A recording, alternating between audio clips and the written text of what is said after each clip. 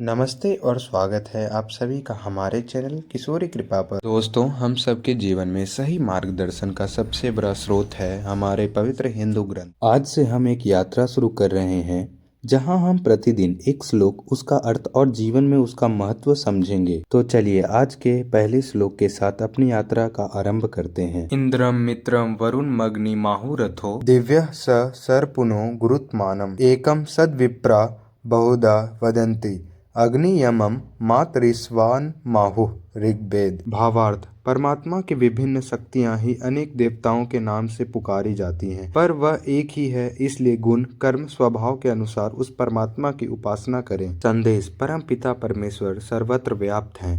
वह विशाल संसार, अंतरिक्ष, कोटि कोटि ब्रह्मांड, इन सब के कण कण में ईश्वर की असीम सत्ता विद्यमान है। वही इस सब का नियंता है, नियामक है। ईर्षावास्यमिदं सर्वम: हर वस्तु में, जड़ चेतन में, हमारे रोम रोम में ईश्वर का वास है।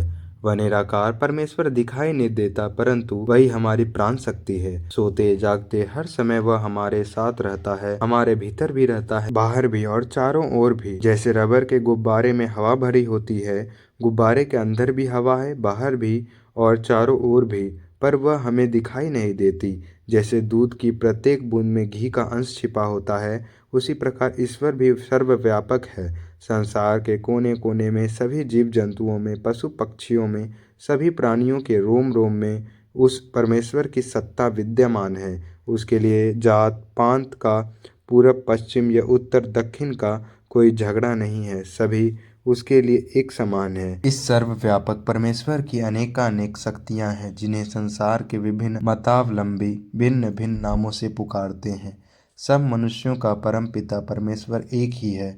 वही इंद्र, मित्र, वरुण, अग्नि, यम सब कुछ है। चाहे उसे राम कहो या कृष्ण, दुर्गा कहो या काली, शिव शंकर कहो या अल्लाह या गॉड, नाम का नहीं, ईश्वर के गुणों का महत्व है।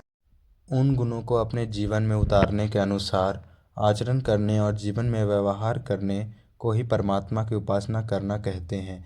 इस प्रकार उपासना करने से, बारंबार के अभ्यास से वे गुण मनुष्य के स्वभाव का अंग बन जाते हैं और वह उत्तरोत्तर श्रेष्ठता को प्राप्त करते हुए देवत्व की ओर अग्रसर होता है।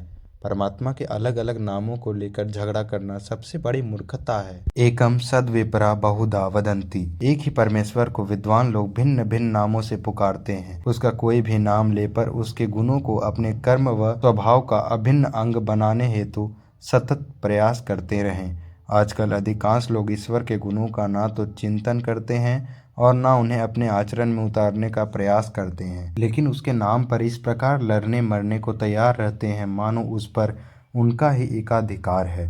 वे समझते हैं कि केवल मंदिर के भीतर ही उसकी सत्ता है, बाहर चाहे जो भी पाप कर्म करो, भगवान देखता ही नहीं। उसके सर्वव्यापक रूप को तो जैसे भुला ही दिया गया है।